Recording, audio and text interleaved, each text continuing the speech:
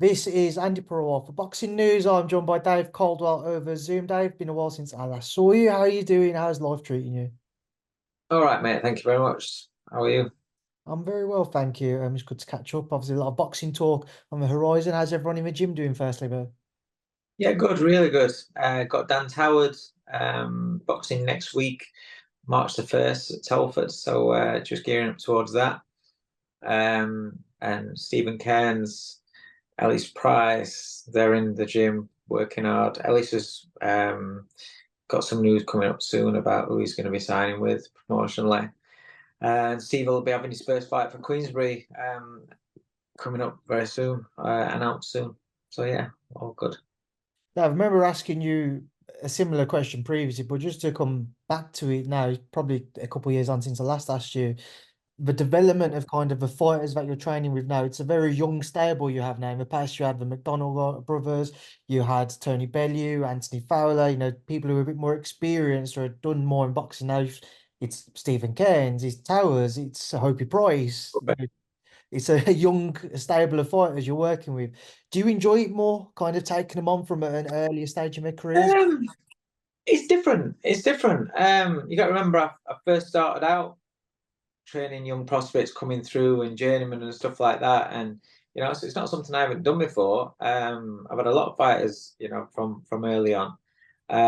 It's just that it's a different stage of his career. Hope he's moving into that secondary stage of his career now. Stephen's still in the development stage, and then you got the brand new. So it's exciting. I like seeing fighters develop. I like seeing them creating good habits and understanding more about themselves in the ring each fight. Even experienced fighters, that's the same. But it's just different. I enjoy working both with experienced fighters and the younger ones coming through. I've always said, I've got five's my maximum. So it works right for me. It's just a case of who I have to be excited about who I'm going to work with, and I have to obviously you have to gel with them, and you have to have that. You have to have that. Yeah, that buzz. That buzz. I've always been in boxing because I love what I do. I love working in my gym. Yeah, in my gym. I love each department. I love managing. It's 10 years today that Tates Woodhouse won the British title. I love managing fighters and watching that development through the ups and downs, and then seeing the success at the end. Hopefully, each department that I work in, TV, whatever. I love the sport, so I'm very fortunate. And it's boxing's like anything; it goes in cycles. It's same when you have a big pay-per-view star, and then those pay-per-view come to the end of their era sort of thing, and then everyone's looking around saying, "Oh, where's the next one going to come from?" And TV networks, fans are saying, "Oh, there's no big stars in Britain anymore," and then you see them developing, you see the ones that are going to come through next after that. There's always that conveyor belt, so to speak. So it's nice to have a blend and a mixture of who you're working with. Does it ever feel any more rewarding taking somebody on from an early stage in their career, and if you can take them to where you believe their potential lies? Um, yeah, I suppose. I mean, the thing is, what Bellew, Ryan Rhodes, I think they were 7 years. I was with them for Jordan from a 6'2" fighter for 6 years. They're long stretches. We've all got phases and we've all got stages in careers. I've had fighters from scratch and then they've moved on, and you get that. But I take each day. Listen, I take each day as it comes in my life and in my coaching and anything to do with boxing and everything. I take each day as it comes and I look to try and give 100% in and focus on that day. Do you know what I mean? Each day that comes, because nothing's guaranteed. So as long as I'm enjoying it, I'll keep doing what I'm doing, and the end goal is the end goal. and you all strive for that, whatever it is you're doing. But you've got to appreciate, enjoy, and understand where you are right now today, and you've got to focus on today. And that's the way that I kind of go with. You mentioned, obviously, you told me Jordan there previously, just to go on to him, he's obviously got a fight with himself for Barrett on the horizon now. What do you make of that bout? Good fight. I know he's always fancied that. He's always fancied Zelfa. He knows that Zelfa's a good fighter, but he likes to test himself against good opposition. But it's a fight that he'll go into very, very confident, especially coming off the back of the Conlon fight as well. His confidence is going to be sky high. So yeah, it's an interesting fight, very good fight, and I think it's a good fight from both at this stage of their careers. And obviously, Jordan's somebody you care very deep for still, regardless of the fact that you're not working together now. But is it a surprise to you that he somewhat jumped from the Mick Conlon fight, which was very much a crossroads fight? If he wins, there's more opportunities. If he loses, a lot of people kind of expected him to maybe call it a day there. And he's going into another fight, which has somewhat been looked at as a crossroads fight. There's not potentially much for him to gain, even if he is successful. No, because you got to understand the landscape. And Jordan's he's not going to get a world title crack on the back of beating Michael Conlon. So he's got to have another fight. So who are you going to fight? Eddie's not going to put him in a gimme fight against whoever. So he's looked around and seen Zelfa at his stage of his career, Jordan at his stage of his career. Let's make a good fight. And Jordan's never going to turn a good fight down. And it's an opportunity because because of what Zelfa's done and where Zelfa's standing is. Jordan beats Zelfa. Now then you can thought, okay, now I've got a crack at, I could get a crack at a world title. So it makes sense right here, right now. It's so I'm not surprised that it's kind of like this. I wouldn't say it's the same level sort of fight as Conlon, because Conlon himself coming off a bad period, and then going up a weight division. They're both in a new weight division, so it's not a win against a super featherweight contender, and then you can leapfrog and go and fight for the world title his next fight. Whereas in Zelfa, that ticks a box there, an established super featherweight who has boxed at that level and who is highly ranked, looking at a world title shot himself. If you beat him, then you deserve to get a crack at a world title. Obviously, a good friend of Jordan's and somebody you know well as well, Leigh Wood. I think he's in a bit of a frustrating scenario. We obviously expected to see the Josh Warrington rematch being planned for May 18th. That's no longer possible with the Fury Usyk fight being now moved to that date. What would you like to maybe see for Leigh now? Would you still like to see him explore the Josh Warrington fight, maybe just at an arena, or do you think that he looks at a world title avenue up at super featherweight now? Well, as a fan of boxing, I want to see the Warrington rematch because it was a great fight, and there's that intrigue there because I thought Warrington was really, really good that night. It was far better than I thought it was going to be. I didn't think he had that performance left in him, being honest. And then obviously at the end, it happens what happens. So I would like to see that as a rematch. Have I got a problem with that stoppage? Not really, no. I haven't got a problem with the stoppage. I'm not saying I want to see that rematch because I don't agree with the stoppage. I haven't got a problem with that stoppage. It's just one of those fights. Again, it could be. We've seen them before where one man's dominating. Leigh Wood against Lara is dominating the fight. Lara's dominating the fight, and then it gets unhinged with one shot. And it's like, but you want to see it again because you think, he was winning the fight. Can he win it this time, or does the other fighter now believe what it can do and turn it around? So I want to see the fight because it was a good fight, great atmosphere, good fight for British boxing.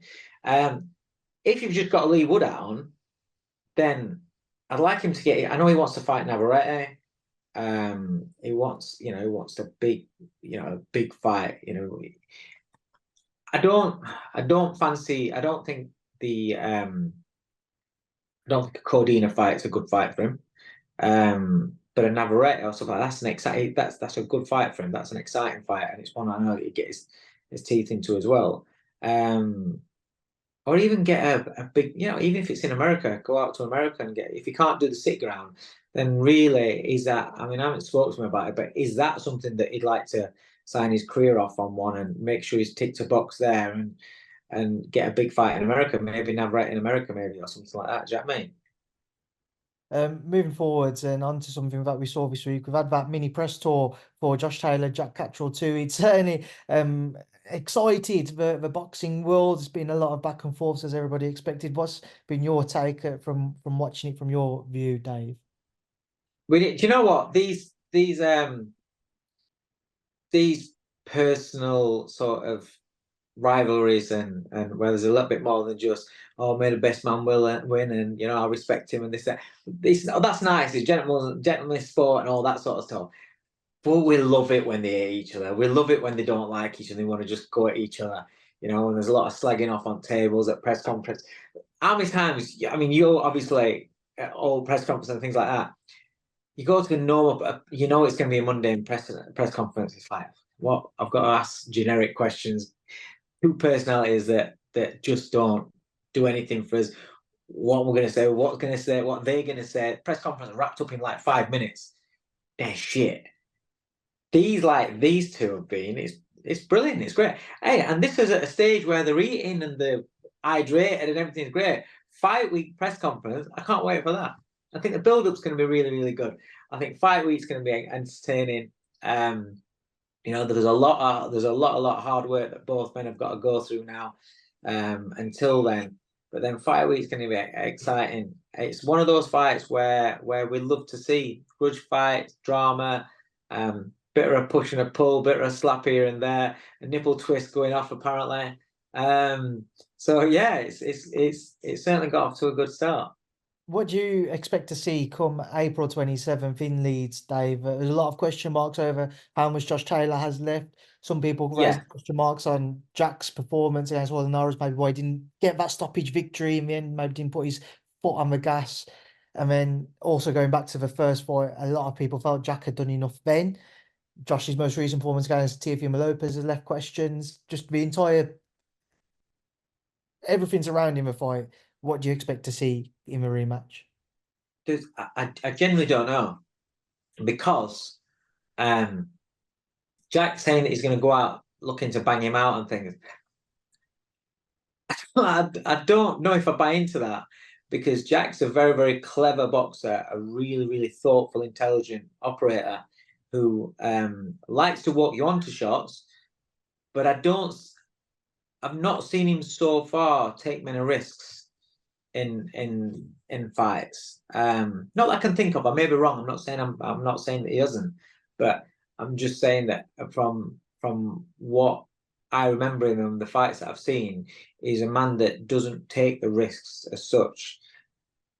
Josh Taylor, I thought he looked really bad. He's fighting a top level against Lopez, who switched on, so it's different. So what do you take from that? As in, is it because Lopez is that good and he was so much better than Taylor and Taylor at his best and everything? But I don't think that's Taylor at his best. I'm this making 140 business. That's for me. That's kind of like in a fight like this where your opponent did deal with you. Catterall, without that, I can't see any way that Catterall didn't win the fight. Plus, there was a knockdown and pointed up to the thing as well. I just can't see any way that you can make that fight for Taylor. But that's by the by. But going into a fight where somebody stylistically had your number on that night, when it's quite common knowledge, he's looked like shit on the scales for so many fights. He's a big unit. So he's also older now. You know, obviously he had the Lopez fight, and I don't know if they're alluding that he had a leg injury or something that was a cause. If that's the case, then okay, maybe. But he didn't look as strong and able, as resilient as what we know Josh Taylor to be. Let's not forget this is a guy that took Prograis bombs as well. Do you know what I mean? He's got a good chin. He's a quality fighter. To go into that fight knowing that you're going to be depleted at that weight, I don't care if you've got many weeks out there and you know you're on it now and whatever. You're still not going to be at your best at 140. I think that's. I don't know. I don't know what the thought behind that is, other than to say, listen, when I beat you, I don't want you having any excuses, because if he does go in there and beat Catterall and turn this around, that's a hell of a win. Because I don't care what they say. You know, I've seen enough of Taylor on the scales at 140 to know that as he's getting older, that's going to be a big battle for him. Now, what you got to remember is in Josh Taylor, he's been written off by a lot of people.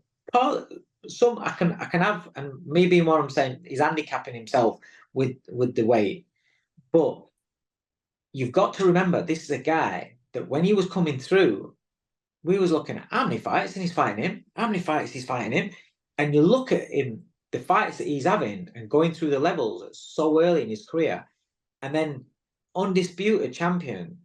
What was it? 15 fights or something like that. 16. 15, 16 fights, undisputed champion. Mate, that is some going. This is you know, you don't become undisputed if you're just a good fighter. You've got to be special. And he's a special fighter. Now, granted, the last couple of fights, he hasn't looked great. If that version of Josh Taylor gets in with Catterall, then I can't see a different outcome. If these great fighters and special fighters, they can turn back the clock sometimes. You know, there's one fight in him where, you know, everyone's writing him off and he's got no chance. You know, he's done. He's not the man they used to be. And turn the clock back, and then you see him, and it's like, whoa, didn't expect that. You know, and if we can get that sort of performance with Josh Taylor, if he can pull that out of the bag for him, we're in for a great night, because then I don't know who wins the fight. You know, I'm excited for it. I think it's a good fight. It's a really good fight. I think the build-up's going to be really good. I think, because I do think Kelly's. I keep saying Kelly. What I keep saying Kelly. I do think Taylor is going to look to be a little bit more intelligent in this fight than it was last time. Just kept doing the same thing over and over again. And he's a like I said, you don't become undisputed. You don't do what he's done in such short time without being an intelligent fighter. So regardless of all the emotions and the talk and you know, the social media back and forth and stuff, when it comes to business, I think he's going to approach it in a more intelligent manner. That's not to say that he's not going to want to put hurt on Catterall, but I do think he's going to be a lot more. There's going to be more dimensions to him than just straight ahead looking to maul and brawl. I think but he's also at the same time, he's got to make sure that Catterall can't box at his own pace, because Catterall loves to box at his own pace, but he's always setting traps for you, and then he's looking to catch on the way in. So it's a really intriguing fight. Just because I imagine people will comment on it. I actually think it was 18 fights Josh became. Was it 18? 18, yeah. Which still neither here nor there. It's yeah, it's a couple of tries, and it's an incredible achievement for anybody to have gone on to do it. One other thing with it I want to get your thoughts on is the emotion heading into this fight. Do you think that there's a risk, or there's a high risk that when you're seconds away, or when they're seconds away rather, from the fight starting, emotion takes over, and the game plan goes out of the window and puts one of them in jeopardy if they go down that route? 100%. Listen, I've been involved with Bellew against Cleverley, the rematch, where Bellew he was that drained emotionally in the ring. He was absolutely shattered because he wanted to kill him. He really wanted to go at him, and you didn't get a performance that you wanted out of him because he let the emotions get in touch with him, get a hold of him. Then Bellew against Hay, for the first 6 rounds, he kept his emotions in check. He was very calculated, very, very calm. And then he saw Hay's ankle go, and then the emotions there. And then he was like a caveman for the last, 5.5 rounds or whatever it was. And it was terrible for the back end of the fight.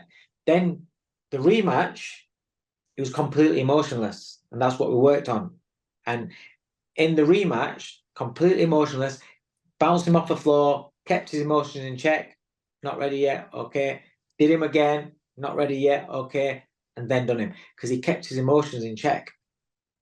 And so I've seen how emotions can get involved and can disrupt, your plan and what your idea is, your strategy is.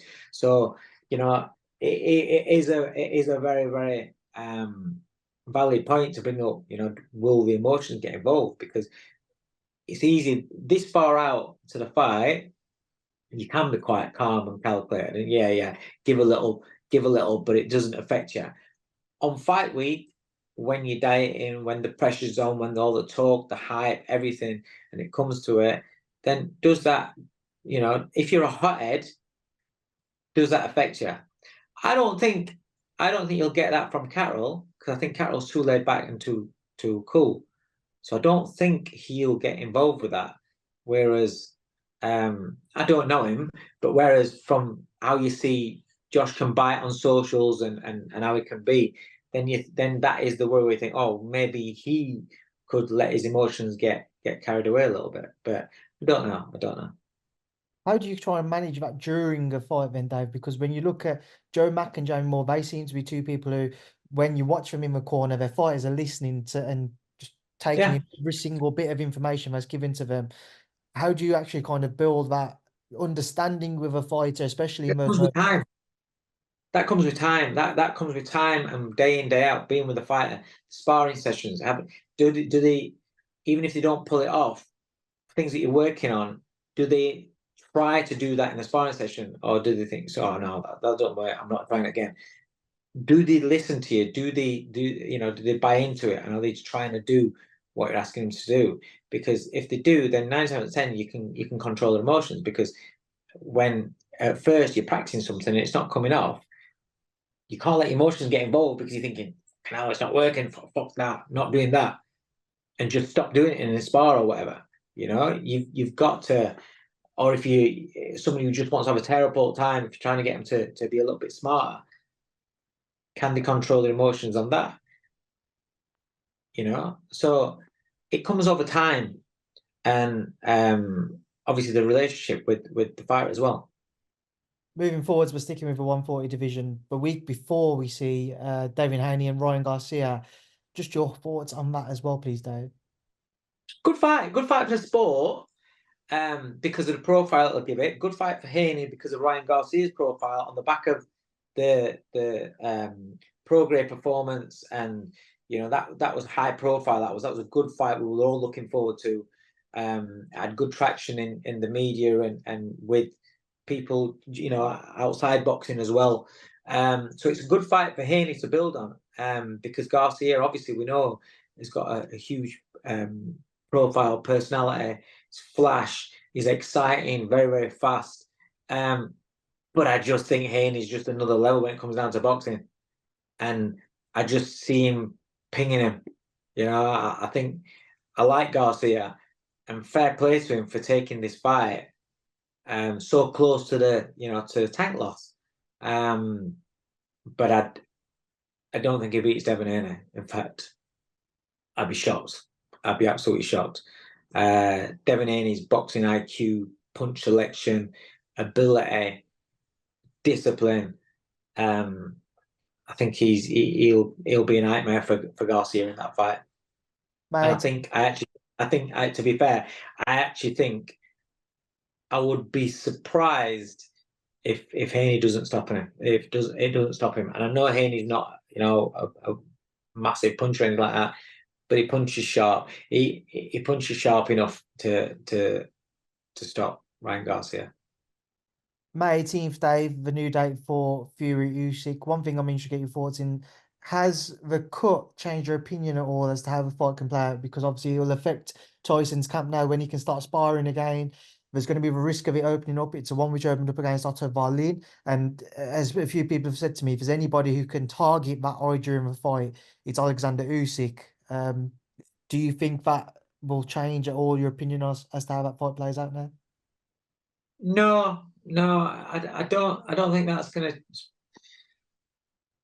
No, I've always said if Tyson Fury can use his physicality and his physical advantage in the fight, it makes it very, very difficult for Usyk to win the fight because he has to work really, really hard to get in, land, get out without having that 20 stone beast maul you or clip you, knock you off balance. So then he can rush you. He can, you know, it's a hard fight for Usyk. But if Usyk seems to be where now he's having more time settling into the division. I don't think he necessarily will come in as heavy as what he has done because of the size of Fury. If he comes in heavy, trying to negate that size that he's giving away for the amount of weight that he's giving away in size, I think it only hampers him by coming in heavier anyway. It takes away his speed, his legs. His legs sharpness is more important than anything. Because he's going to need those angles. He's going to need those legs for taking away, you know, making Tyson's timing and range just miss that little bit. I think it's a really intriguing fight because I've always said I think Usyk's got the skills to beat Fury. I do think he's got the skills to it. Like if I know it's but if Fury hasn't got the stupid reach advantage that he's got and the just sheer size of him, then I don't think Fury deals with him at all.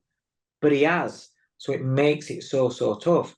I think boxing ability wise, Usyk wins the fight, but I just think the whole package and the physicality, then you'd have to say Fury still remains favourite for me. But if the hard fights that he's had are catching up on him now, you know, you got to think about that Wilder third Wilder fight, and the first Wilder fight he took some bombs, and then you look at the Ngannou fight, he took some bombs in that fight. If these things are catching up on him now, along with the lifestyle that he's led previously, and if this is the Fury that we've got now, you know, then Usyk beats him. So it's really intriguing. It's one of those fights that you, for me, I can't just pin a winner straight away. I want to see a little bit more. I want to see how it gets, you know, when we get a bit closer. Sticking with the heavyweights, but only a couple of weeks away from us, Dave. We see Anthony Joshua and Francis Ngannou. Obviously, we know a bit more about Francis Ngannou now on the back of that Fury fight. There is a risk element now there for AJ, which you'll be well aware of. What do you expect to see come March the 8th? I can't wait for these fights. I think we're getting a run of really good fights, you know. And this is another one, and it shouldn't be because it's his second pro fight. But you've got to go on his pro debut and the level that he fought at, the man that he fought against and looked so good against. You've now got to say that he's a threat to Anthony Joshua. I'm not saying AJ can't beat him and shouldn't beat him. Anthony Joshua should beat him. He's a former unified world champion, two-time world champion. He's a former Olympic gold medalist, beaten some good names. Look at his roster, look at his resume of who he's beaten. He's beaten a hell of a lot of good fighters in his career. So you have to say Anthony Joshua should go in there and do a job on him. The problem is Ngannou looks like this just this mountain, and I don't know. I mean,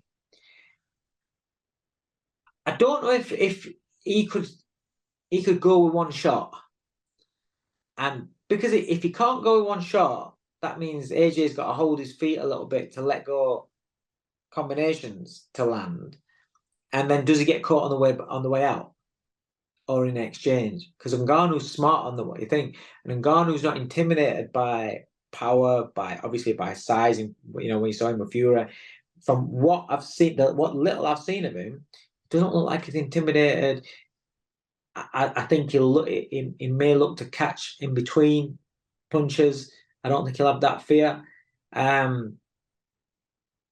It's going to be interesting. It's an interesting fight. AJ should beat him, but it wouldn't surprise me. Yes, it would be a massive shock in terms of boxing landscape if Ngannou was to beat AJ and chin him. But would I be surprised? No, because I've seen him put Tyson Fury on floor.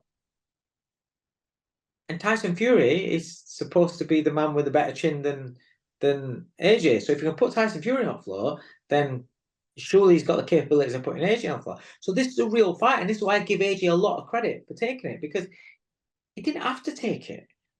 Didn't have to take it. They were talking about going down, an Ergovic path or something. Can get anybody for AJ just to tick over until he gets his world title shot, or see who's the winner of Usyk Fury is. But they didn't. He chose to take this, which I think is a real. In terms of him, it's really a no-win fight. Apart from the chin, baby. Obviously, that's a win-win, like huge, like you've never seen before. But in terms of if AJ beats Ngannou, so what? He should have done. If AJ beats Ngannou and doesn't look good, fucking hell, didn't look. Look at how people talk about Fury. Look at what that one fight against that one man has done to his credibility. So AJ runs all that risk. But the one thing that AJ's got over Fury is that they've got footage. They've now got footage, boxing footage, not just MMA footage. They've got boxing footage, not just a little clip of Ngannou on pads with Mike Tyson looking fucking slower than Titanic when it's already sunk. And you can see a little bit of what he's about now. You've got 10 rounds work to look at him. So AJ's got he's got that as an advantage. And also, I've said it before, the element of surprise has gone now on Ngannou. So AJ, is going to take him seriously. And when AJ's got confidence and he takes somebody seriously, he's a very good fighter. So he should beat him. But I don't know if he will, because I can see him get caught on the way out. It's usually AJ is the bigger man. He's fighting a guy that is not bigger than now, and he's certainly not longer now. And I think it's the reach that's going to give AJ the problems, because I think it's the reach that gave Tyson Fury problems. I don't think they expected that to be an issue, because Fury's always used to being longer than the guy that he fights. Well, Ngannou seemed as though he's got the same reach, and it gave him problems. That was why he was second guessing himself and everything that he normally does, because normally he can get in and out without getting clipped on the way back out. This time he couldn't.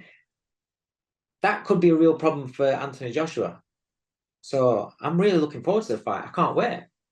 A fight on the undercard, Dave, that you might have to pull out some splinters, like most people have asked about, is Zhang and Parker. Which side of the fence are you I'm going Parker. I've got no splinters. I've got no splinters. I'm going with Joseph Parker. I think the man's on a roll. I think his team's fantastic. They know how to get the best out of him. He's very, very disciplined. He's listening to him. And listen,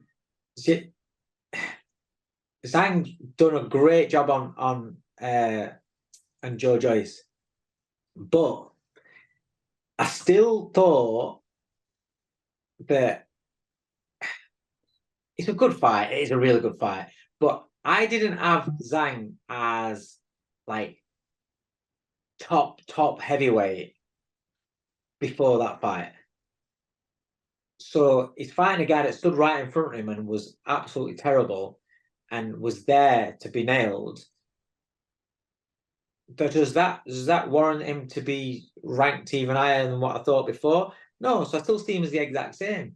And I think the Parker that we're getting now, I think beats him. I think Parker's going to beat Zhang. I really do. And I think it's going to be a good fight. And while he's in there, he can punch. We know he can punch. He's actually faster handed than what it looks, you know. But I still think Parker's fast enough.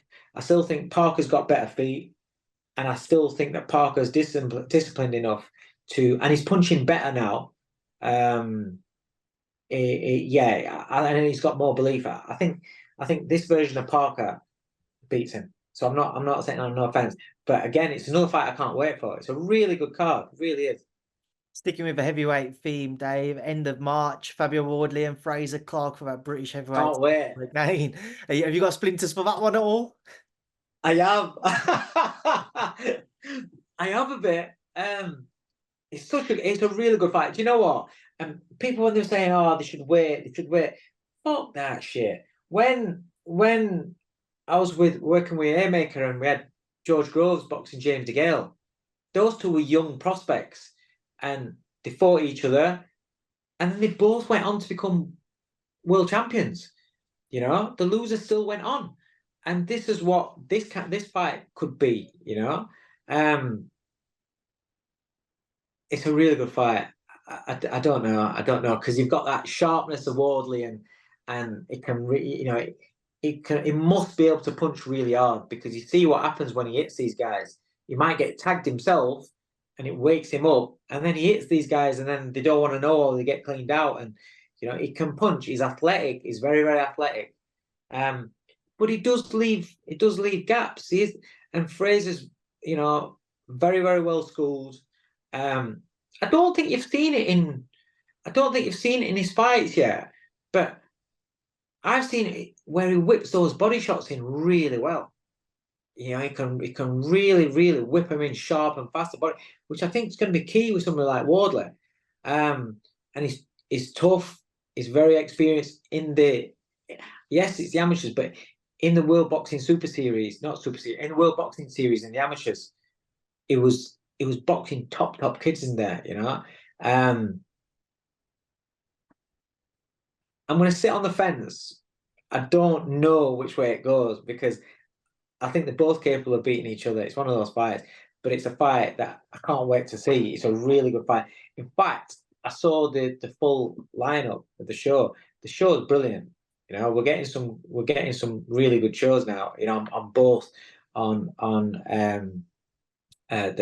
what else is there? I think the Dalton Smith show is a really good one. The Wardley is a good one. Obviously, AJ Ngannou. We're getting loads of good shows now, which is really exciting for the sport. So, yeah, it's all good. Dave, we're just going to pick that one back up there because it was very, very close to time now on us. You ended on kind of where the landscape is in terms of upcoming shows, and one which was my next question was Dalton Smith and Jose Zepeda. Very good step up for young Dalton. What do you make of the fight? I think it's a perfect fight for him. They're wanting to go and test the waters. I think Zepeda is a really, really good opponent, a really, really good test. So yeah, at this stage of Dalton's career, I think it's an exciting step up as well. And stylistically, I think it makes for a really good fight. And then the final one to end on, Tszyu and Keith Thurman. We've had a really good run of fighters here. We're talking about how great it's been, and I've been really excited chatting to you about all these fights. Then you just pulled up Keith Thurman. I didn't even know he was still fighting. His career, mate. When he came on the scene, was it one time? Is that his nickname? One time. Yeah. And he was exciting, and he talked well, and you thought it was going to be something good, and nothing ever happened. And for the last God knows how many years, every so often his name gets mentioned and thrown into an hat and doesn't get picked up, and then just carries on, being oblivious to the sport. And then, so is that a dumb fight? That's March 30th. That's shit. Tszyu KO. There you go. Fair enough, Dave. I think Tszyu's a very good fighter. I think he's a good fighter. It's a good name for his record. That's what it is. It's a good name for his record. But Thurman, I think inactivity is going to punish him. It's a shame because I did like Keith Thurman at one stage, but yeah, I don't know what's going to happen. If that's management, I don't know if that's desire. I don't know what this situation is. I know he had an injury and then he came back, but it's just been, you know, lately for the last few years, hasn't it? Where his name's been mentioned, but nothing's ever seemed to be materialized. Nothing meaningful. So yeah, I think Tszyu should go out there and do a job on him. Get his timing, wear him down, and take him out. I'd imagine. Take it, it's not a fight you're going to stay up for then, Dave. Yeah, definitely not. Definitely not. No. All right, Dave, it has been a pleasure to catch up with you. It always is. I'm sure I'll see you in the coming weeks at a show in some way, shape, or form. Thank you for speaking to me and enjoy the rest of your day. Nice one, mate, and you.